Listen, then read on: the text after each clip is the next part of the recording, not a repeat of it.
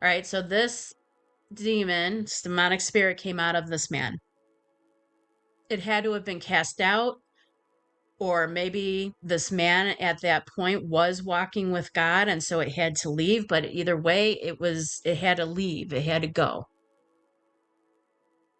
Then it says, I will return to my house from which I came.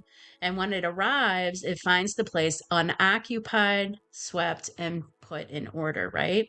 So this tells me that this person then, right, the demon had to leave, but then the demon came back and it saw that this person was not walking with God, right?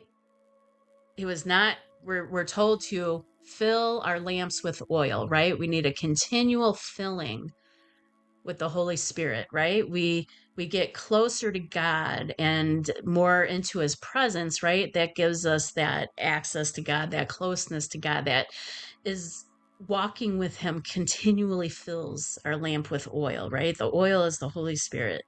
So this person was not walking with God, it tells me. So then the demon was like, hey, place is empty. Let's go back, right? So then it goes and brings with it 7 other spirits more wicked than itself, and they go in and make their home there. So they're planning to stay there, right?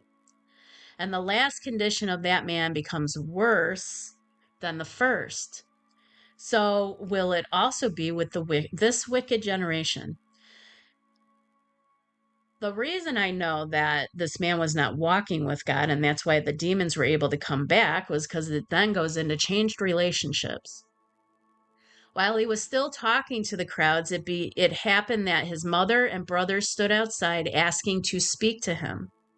Someone said to him, look, your mother and your brothers are standing outside asking to speak to you. But Jesus replied to the one who told him, who is my mother and who are my brothers? And stretching out his hand toward his disciples, he said, here are my mother and my brothers. For whoever does the will of my Father who is in heaven is my mother, my brother and sister and mother. He's talking about whoever does the will. And we've talked about this how many times as we've been reading the New Testament? It is not about coming to Christ and sitting still doing nothing. It is about coming to Christ and utilizing what he's given us to be set free.